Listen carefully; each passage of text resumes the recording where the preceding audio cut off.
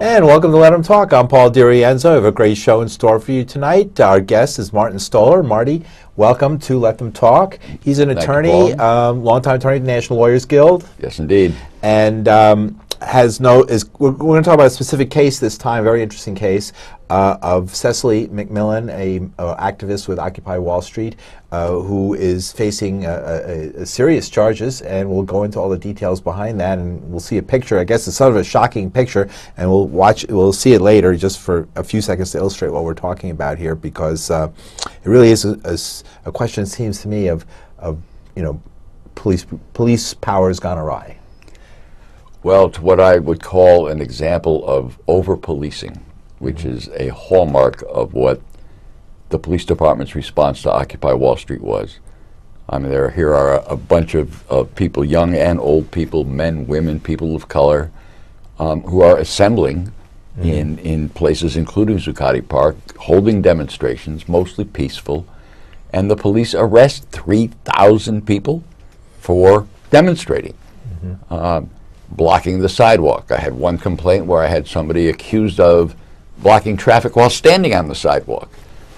Just a little bit of over-policing. And what happened to Cecily is a perfect example of what I would call over-policing. Okay. So 3,000, is that the official count of how many That's arrests? roughly how many arrests there were during the active parts of the Occupy Wall Street movement. And that includes the famous pepper spray incident? That includes the pepper spray incident, and it also includes the 700 people who were arrested on the Brooklyn Bridge. I remember that. I wasn't on the bridge, but I was right off the bridge while that was happening. Were you involved in defending the folks at the Brooklyn Bridge case? Absolutely. And we'll get to, I want to talk about Cecily, but for some background, what happened on the Brooklyn Bridge? Well, what happened on the bridge is that there was an announced march that was going to go, and it started out near Zuccotti. They marched all the way up to City Hall and then started crossing Center Street to get onto the bridge, to use the walkway to get across the bridge. The police, who had escorted the entire march, knew exactly what was going on, but made no provisions for funneling people onto the bridge, onto the walkway. And so people started bunching up and assembling on the roadway. The police stopped the traffic on the roadway. They had 4 or 5 white shirts and somebody from the Legal Affairs Department make an announcement that said, all of you people have to leave. You cannot be on the roadway. You're blocking traffic. People hadn't even gotten onto the roadway yet. The police then turn around and start marching across the bridge to Brooklyn. The people on the roadway think, hey, they're letting us march on the roadway. So they start marching on the roadway. Right. Halfway across, the police decide we got enough people now. The orange netting comes out. Everybody who's caught in the orange netting, 700 people, are arrested for blocking traffic and refusing to obey an order to leave, whether they heard it or not. Were those 700 people prosecuted? All 700 were prosecuted. About half of them got summonses, but they were prosecuted for exactly the same offenses. There were maybe 2 convictions or 4 convictions out of all 700 people who were arrested. Only one of which was actually somebody who might have committed a crime, and they even charged him with the wrong offense.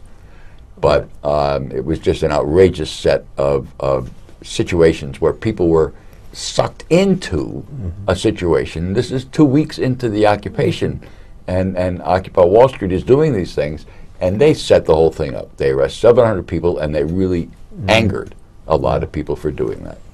Right, and then previously to that had been the famous pepper spray incident where Sergeant Bologna was his name? Deputy Inspector Bologna, not a mere sergeant. He's an inspector. He's a white shirt. He's a heavy-duty, so-called respected officer of the law who, for no apparent reason, takes out his can of pepper spray and starts pepper spraying people who are trapped behind a barricade. Right. Who were doing nothing except standing there where they were supposed to stand because the police had told them to be there. Right, and we saw many images of that happening around the United States, and worse even, the flashbang grenades in Oakland. It's hard to see something that was as bad as that, although the police in Oakland were pretty bad. They were pepper sprayed people who were just sitting down, doing nothing. And Oakland has a liberal mayor, has like this new mayor who is supposed to be like, who is supported by Pacifica. It's the problem of translating demonstration activity, First Amendment activity, people standing up and saying, hey, I object to this, or I'm for that, and turning that into criminal conduct. It's completely antithetical to everything this country stands for. And even worse, now demonstrators are terrorists, right? Or maybe they're precursors of terrorists. Therefore, the police feel perfectly free to go out and do anything they want to them. And, you know, if we arrest some of the wrong people, too bad, but we're just really trying to stop crime. Okay. What happened to Cecily let's is really pretty outrageous. It's March 17th, St. Patrick's Day, 2 years ago. So this is this weekend, this weekend, 2 years ago. It's the 6-month anniversary of the occupation of Zuccotti Park. Remember, Zuccotti was taken over by the Occupy movement. A couple of months later, they were kicked out. On whatever basis the mayor and the police commissioner used, they totally dismantled the occupation of Zuccotti Park.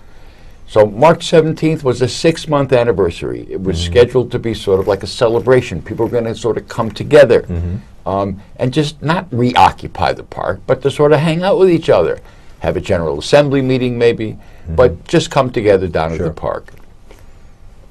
And so that's what happened that evening. Right. Cecily, who had been an Occupy Wall Street activist from the beginning, she was involved in the early meetings that took place in Tompkins Square Park even before this, before Zuccotti Park became the focus of where the Occupy movement was.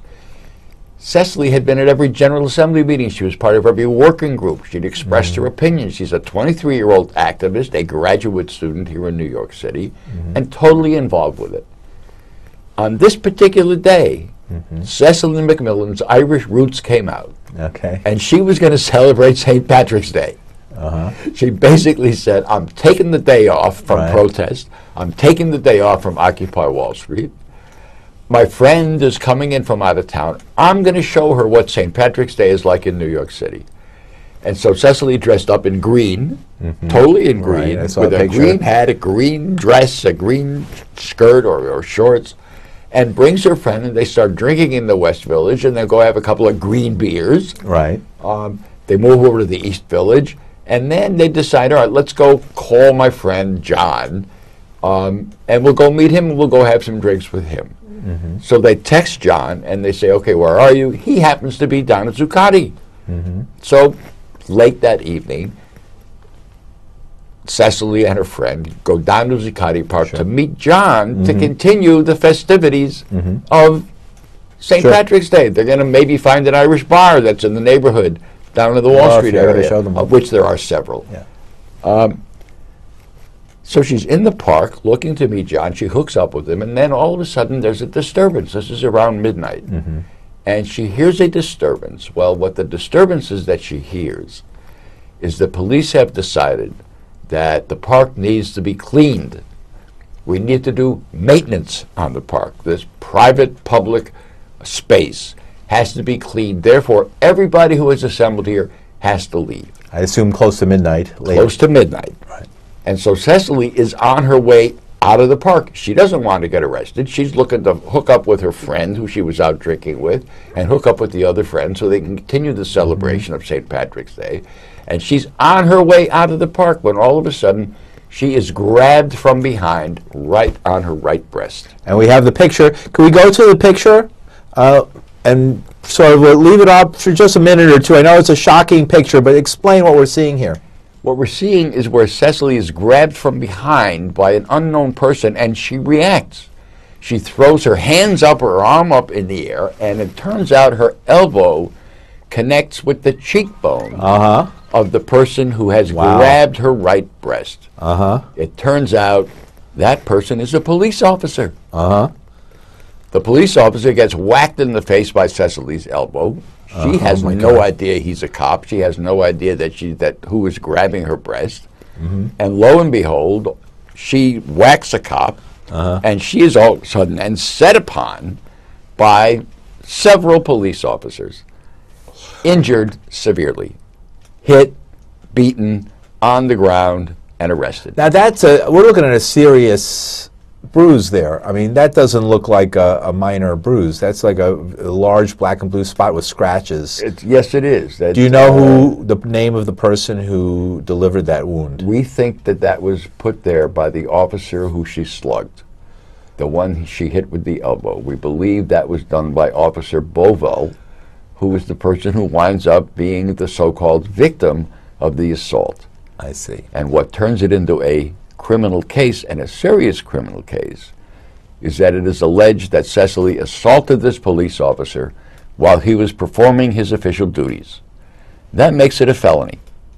I see. That makes it a Class D felony, which in New York gets you a maximum sentence of 7 years and a minimum sentence of 2 years in jail. Now, are the police, is the prosecution denying that this was caused by the police, this injury? Well, the prosecution has not had the opportunity to see this picture and explain it. Certainly, it's been turned over to them. It's part of the discovery that the defense makes on pieces of documentary evidence that they want to introduce into evidence. But this is a photograph that was actually taken by Cecily's doctor. She was in jail for about 2 days after she was arrested. I see. After she's handcuffed and she was brutally attacked, she is put on a bus where she suffered a seizure, or what appears to be a seizure. On the police bus? Yeah, on the police bus in handcuffs. In handcuffs, they take her off the bus, they lay her down on the ground. She's still having a seizure, and it takes forever for some medical attention to get to her. Finally, after several minutes, 8, 10, 11, 12 minutes, somebody pays attention to her. Finally, she's removed from the scene. She's taken to the hospital where she's treated. She's taken then to a precinct, then back to another hospital, and finally she's brought in front of a judge roughly 40 hours after this incident takes place. With no treatment? With a little bit of treatment in 2 different hospitals. Okay, but she thinks that she's got a broken rib. There is some examination of an MRI to see if she actually had some kind of a concussion that caused what looks like a seizure. She has no history of seizures whatsoever. And so ultimately, after she's finally released on this felony charge, she goes and sees her own private doctor. Right. And the private doctor takes a number of photographs and examines her. This is one of the photographs that was taken by the private doctor. And she notices this bruise that is on Cecily's right breast. If you can get a close-up of it, I don't know if you're capable of doing that. Well, we'll let people get closer to their screens as they're watching at home. But to a layperson, it looks like a handprint. It looks like a handprint. That's what it looks like. It looks like a grab. It looks like that was a scrape made by a fingernail. And if you think about it, Cecily is grabbed from behind, and then after her elbow goes up and she hits the cop in the cheekbone, she is down on her face. I would say that any woman in America is trained to strike like that if somebody grabs her breast. Absolutely, without even thinking, you react to that. Right, I think any woman in America would probably do that. You don't intentionally deliver a blow to somebody. You say, "What the hell's going on?" They always say that, like, and how big is the officer? Who? Let's say, all right, thank you. Let's take this down, and because it's shocking enough. Maybe we'll look at it again later. Poor Cecily. I really feel sorry for her. Was the policeman injured? I mean, any permanent injury? What does he claim? The policeman had no permanent injury. I mean, we have medical records. Not to his eye or anything like that? Well, he had a bruise below his eye. He had a nice black and blue mark below his eye, but he went to an ophthalmologist and he was checked out. His vision is still 20/20. He's got no double vision. He had no permanent injury, maybe a temporary injury. Cecily, luckily, when she went to the doctor documented bruises all over her legs, all over her back, on her eye. And we had pictures of those things. All those bruises are the result of over-policing, a little brutality that was delivered on her back and in her Is that because the officer was hit in the eye and therefore the other officers were going to do some street justice in their mind? You could say that that's the case. That is what some of the video that we have shows happen. And you have video of some of this happening? We have video of some of that happening, of Cecily actually being put down on the ground and being beaten by some police officers, and then being put on the bus where she suffers a seizure. But that is, in a sense, irrelevant to what she's charged with. She's charged with assaulting this police officer. Now, it's not a serious physical injury that the officer has. So the only way they can make a felony out of it is to say that She did this assault while the officer was performing his official duties. If you assault a police officer in the course of the officer performing official duties, it's a felony. Okay. 7 years in jail.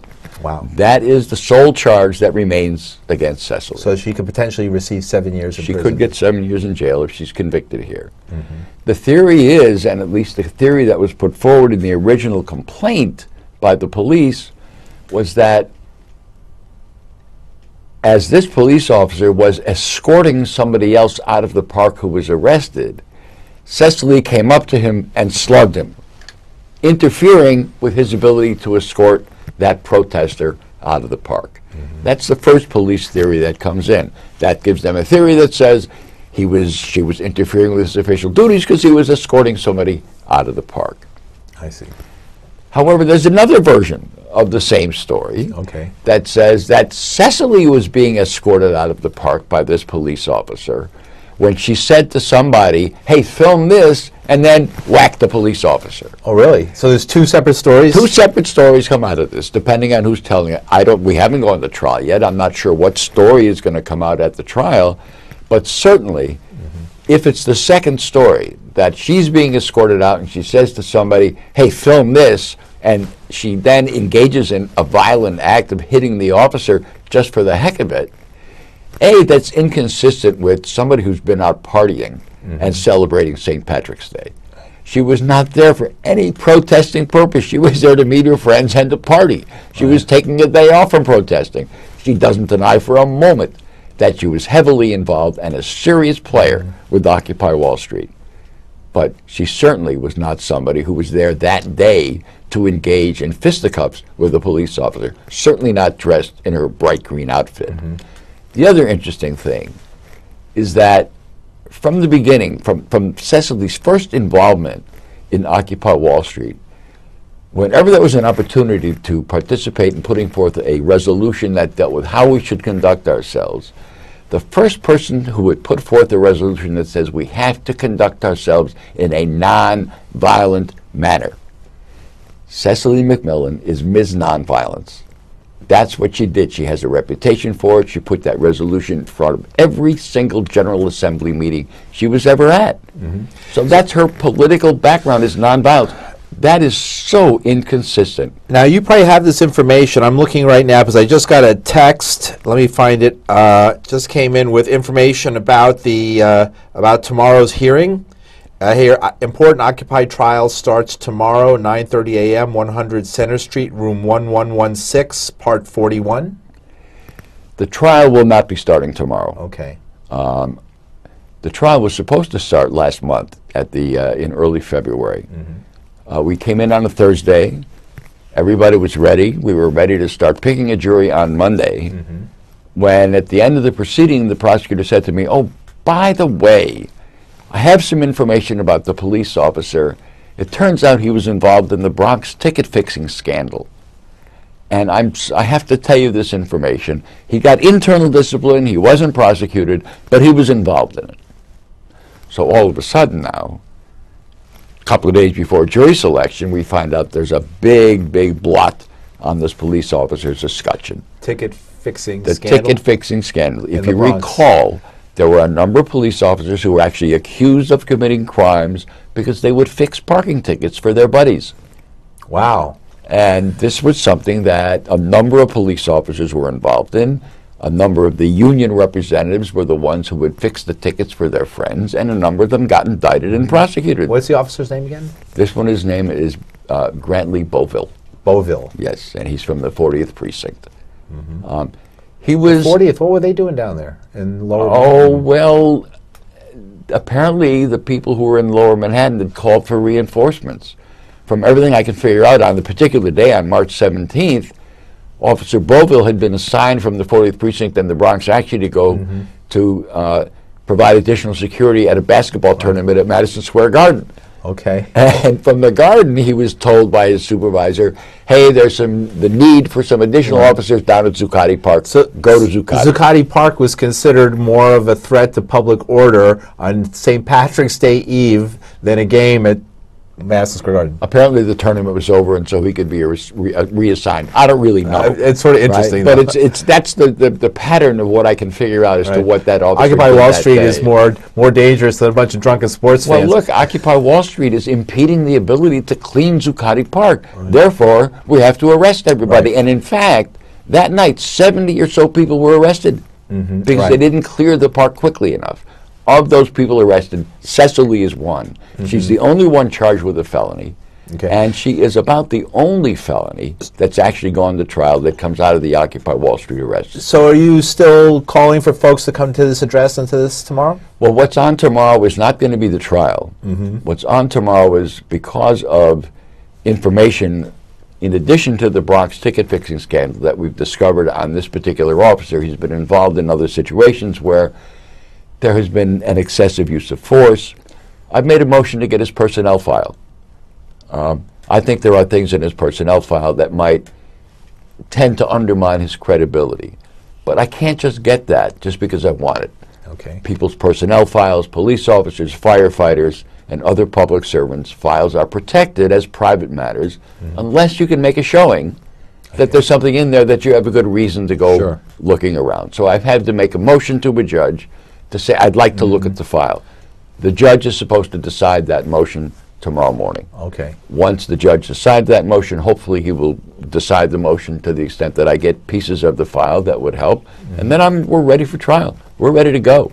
We're ready to pick a jury. That could happen. That could happen tomorrow. It could conceivably happen tomorrow if the judge says your motion is denied. Are you ready to pick a jury right now? Okay. So for folks who really feel that something should be that there should be a public showing, that's the information I have. Then is and I'm sure you know this is Occupy tomorrow, 9:30 a.m. 100 Center Street, room 1116, part 41. Okay, so I'll say that again.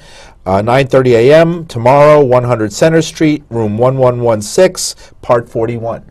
So for folks who want to be there for this hearing, which might turn into a trial or might not, depending on the judge's decision. If I could tell you what was going to happen, I would. Right, but it's like all legal things. It depends on. It depends on what. It depends on other people. It doesn't depend on what I would like. Just like what happened that night. It depends on what the judge wants. Yeah. And I really do want the judge to give me the pieces of the file if it delays the trial for a few more days, in order to see if there's additional information that's going to assist Cecily in basically defending herself from false accusations that she intentionally committed a crime. I mean, it is so inconsistent with not only what she was doing that night, but with who the person is. To think that she would intentionally assault a cop. Right. I mean, she works for cops. You know, I mean, that's who in her job as a union person, she has some police officers who are part of who she works for. She doesn't hate police officers. What she hates is being falsely accused of a crime and being set upon and pretty much brutally beaten up and traumatized. I mean, they really beat her up pretty good. Thank God nothing was broken. No broken bones. The injuries that she got are soft tissue injuries. The picture that we saw before, those bruises will heal. They will not leave permanent scars. The permanent scars are left in Cecily's head. As a result of what she went through a period and may still be going through a period of post-traumatic stress disorder, which is a serious deficiency. It's something that you have to sit down and deal with. Could this be about the potential of Cecily and others in her situation bringing legal action against the city? No legal action has been brought now. That's certainly a possibility, and so therefore they might push this. They may or they may not. We're not bringing a lawsuit. This is not about a civil lawsuit. This is not about money. This is about Cecily being accused of committing a crime, and it's about Cecily's liberty. It's also about the way the police policed Occupy Wall Street. It's the last of the Occupy Wall Street cases that remain, and it's the 2 years later, 2.5 years later. 2.5 years later, and it is the only felony that's ever gone to trial. We've had some trials on misdemeanors. We've had some trials on some violations, disorderly conduct, blocking the Brooklyn Bridge. We had some trials on that. Some misdemeanors about taking over the Duarte Square Park that was owned by Trinity Church when Right. the Occupy folks were kicked out of Zuccotti. And Trinity said maybe you could use our space, but and all the religious people went over the fence, right? I remember that. Yes, the bishop, the retired bishop, went over the fence. Well, the last 3 minutes of the show, Martin Stolar, I wanted you to, sum it up as you've been doing as to what this means as far as, we used to have something called a handshoe agreement where the police weren't allowed to spy on you. We thought we had protections. We looked to Ukraine and, the Obama administration screaming that, protests are being brutally treated in Ukraine by Russian troops or by opponents of this group or that group. Can the United States anymore claim a higher moral standing when things like this happen than some of these other countries? It is difficult. I mean, one of the things that we do have is we have the First Amendment that is written into the Constitution, and there is a long tradition in this country of freedom of speech, which is not written into the culture or the constitutions of many other places around the world. So that makes a big difference in America, and it does make a difference. You speak about the handshoe agreement. That's something I know something about because I'm one of the handshoe lawyers. Okay. And handshoe says you cannot investigate political activity unless there's some kind of criminal conduct going on. So you're supposed to leave politics alone. You don't put undercover agents into Occupy Wall Street meetings. Did that stop them from doing it? No.